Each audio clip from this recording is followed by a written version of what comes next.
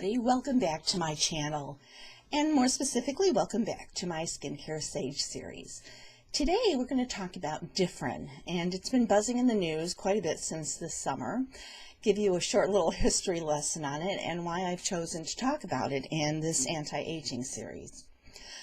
There are the three most popular prescription retinoids are Retin A, tretinoin, Tazorac, I think the generic name of that is Tazarine, could be wrong, and Differin, which is adapalene, that's the generic name of it. Retin A is prescribed for both anti-aging and acne. Tazorac is mostly prescribed for acne. It is stronger, so it can be more irritating. It's usually for the more difficult acne. Studies have shown that it is effective for anti-aging, but it's not always the first choice because of the way it works and that it can be more irritating. But it is all the FDA studies have shown positive for it. And the third one is Differin, which is adapalene and is the mildest of the three and almost exclusively prescribed for acne. However, there have been some ongoing studies for anti-aging, and the studies have shown positive results, but not to the point where, you know, if the dermatologists are out there going, yes, we're going to prescribe this for anti-aging. What happened this past summer is the FDA cleared Differin for over-the-counter. And in the acne world, this is just huge news. Prescription-wise, Differin came in three different strengths or formulas. It came in 0.1% gel, which was the most popular and is the one that has been cleared by the FDA. So it's the exact same one that back in March you would have had to have a prescription for. It also comes in a 0.1% cream, and it comes in 0.3% gel, which is the strongest. In the Differin world. So the 0.1% gel was the most popular, and it is the exact same formula.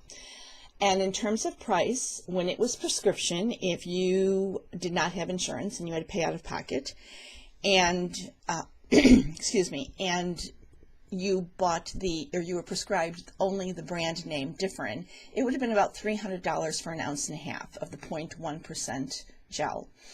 If you were able to get the generic adapalene for the 0.1% gel in adapalene, 1.5 ounce, it would have been about $150. Now it is $29.99 at Walgreens, CVS, Walmart, etc. I don't know how widely available it is on the shelves yet because this just happened in August, but I did look online, and Walgreens.com carries it, other .coms carry it, and it's running about $30. I don't know, I forgot to check if it was for an ounce or an ounce and a half, but still, what a price difference, and it's over the counter. I am not here to talk about acne. That's not what this series is about. It's about anti-aging, but I do believe this is relevant because many will see that a previously by prescription only retinoid is now available over the counter, and I'm going to go get it. And the question is, should you? Hopefully you will come up with your own answer. I will tell you that my answer is probably not. And I have read that many dermatologists agree. And upon doing my research, and I am going to kind of talk about why I feel this way. And, you know, as always, you need to make up your own mind about this. If you have, I'm going to start with highly sensitive skin. You know what? I'm going to start a little bit with science. Okay, you have many layers of skin, but we're going to take the 4 big layers, you know, and each layer has a bunch of little layers in it. So the top layer is epidermis, second layer is dermis, third layer is subcutaneous, and fourth is the muscle. When you put a retinoid on your skin, it absorbs into the skin and then it reacts. You know, I've often said worker bees, they're worker bees, so they work with the enzymes in your skin. Some of them work with the proteins. So retinoids tend to work with the enzymes in your skin. And Retin A, there are these things called receptors, and in your top layer, your epidermis, you have, let me get this right, you have gamma and alpha. So gamma and alpha, and then in your dermis, the deeper layer, you have beta. Retin A works with all three. So it works in your epidermis, and it goes down into your dermis, and it works with alpha, beta, and gamma, all three. It has it covered. Tazorac goes into both the dermis and epidermis, and it goes into only the beta and the gamma. And it's aimed toward acne, so there's a reason for that. Differin only goes into the top layer. It only goes into the epidermis, so there's why it's milder and maybe why it's not as much for anti-aging and acne, because the acne action is mostly in the top layer, the epidermis. And Differin goes into the gamma. Not important. What really is important is there is a differentiation. The other thing is that Differin is actually synthetic. Retin A and Tazorac are natural derivatives of vitamin A. Differin was created by Galderma, and Galderma is a pretty large skincare company, and I think they make Cetaphil. You'll see them around a lot on skincare products, and it's actually, they created synthetic Differin, again, aimed at the acne population. So there are some differences, but nonetheless, it's a retinoid. Synthetic or not, whether it goes into the epidermis and not the dermis, it is a retinoid, and so it's going to catch the attention of the anti-aging skincare consumer and manufacturers. I will say that I think I'm going to talk about the sensitive skin first. If you have highly sensitive skin and you have tried the lowest Retin A, and then you went to over-the-counter and you tried the mildest, you've tried buffering, I have this in my series. I'll put a card up and a link for those of you who are on your phones to my retinoid episode. I think you are much better off using the peptide Matrixyl or Matrixyl 3000 for anti-aging, slowing the hands of time, even reversing some of the signs of aging, rather than running out and getting Differin. Now, can you? Absolutely. Know that, like anything, whether it be Matrixyl, whether it be Retin A, it's going to take months and months and months. It's going to take bottles and bottles and bottles. The older you are, the longer it will take to see a difference. Also, with Differin, you use more. When you're using prescription Retin A, it's usually a pea size. You dot it all over and then you spread it in. Differin, you had to use about a nickel size. So you'll be using more. If you have regular tolerant skin and you're fine with Retin A, or you're fine with a strong over-the-counter retinol, stick with it. Stick with it. I don't know what kind of marketing is going to be coming up. I don't know what kind of ads are going to be coming up, and whether they're solely going to go after the acne market or if they're going to creep into the anti-aging market. But if you have normal, regular skin, absolutely stick with in terms of retinoids, your Retin A or your over-the-counter retinols. That's my opinion. I think that given the difference between them, Differin is really the best for the acne crowd and the mildest and least irritating. If you have sensitive skin, I would say either buffer with a mild over-the-counter retinol or go with the peptide Matrixyl or the peptide Matrixyl 3000. I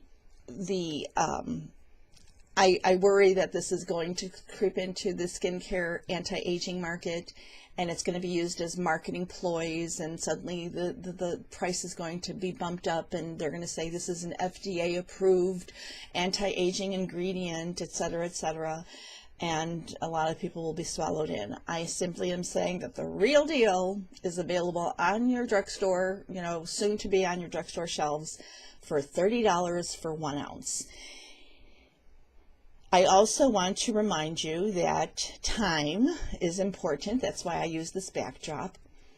in my very first episode, I talked about staying current and getting rid of all those urban legends when it comes to skincare and keep on top of new ingredients and new delivery systems. So certainly this is very current. But the other thing with time is it takes time. It takes patience to turn back the hands of time, to slow down the hands of time. It takes time. And if you're going to try Differin, it's going to take bottles and bottles and bottles of it before you start to see a difference. And the older you are, the longer it's going to take. If you are already using a great skincare plan, it's going to take a long time, if ever you see a difference. You know, so you kind of have to look at before, what was I using, what was I not using? Am I brand new to anti-aging? I'm realizing I need to start using it.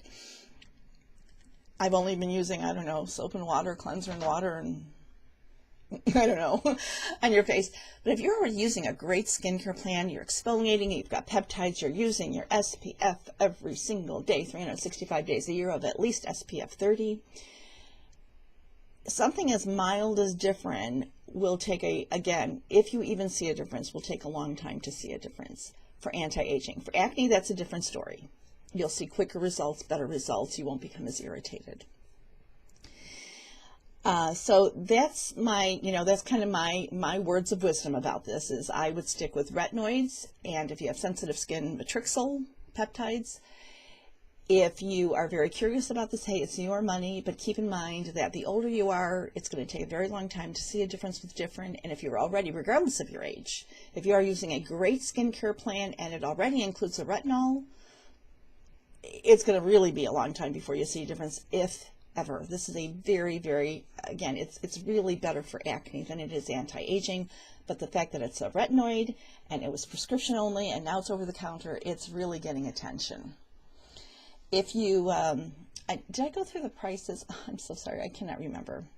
If I've already said this, please forgive me, I can't remember. Over the counter is 0.1% gel.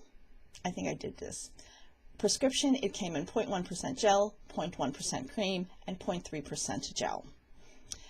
And price-wise, yes, we did. We did all this. I am so sorry. My brain is filled with things these days. So that's about it. So I hope you have a great weekend coming up. It's Christmas. I think I might have one more video up before Christmas, so I don't think I'm going to do my Christmas greeting yet, but what I am going to do, if you've been watching me, you know what I'm going to do. I'm going to ask you to pray for my husband, Vito. Friday will be 3 weeks that he was diagnosed with cancer. He's in stage 3. It's a very aggressive cancer, so please, prayers, and he is in quite a bit of pain. He's on both morphine and oxycodone, and still the pain is intense. So I would ask for your prayers. Thank you. I appreciate it. If you've watched me before, I know you are already praying. And I will try my best to see you again. If not, Merry Christmas. And see you soon. Thanks. And of course, ask questions. I'll do my best to get back to them. Life is a little hectic right now with my husband and work and all. But take care. Thanks for watching.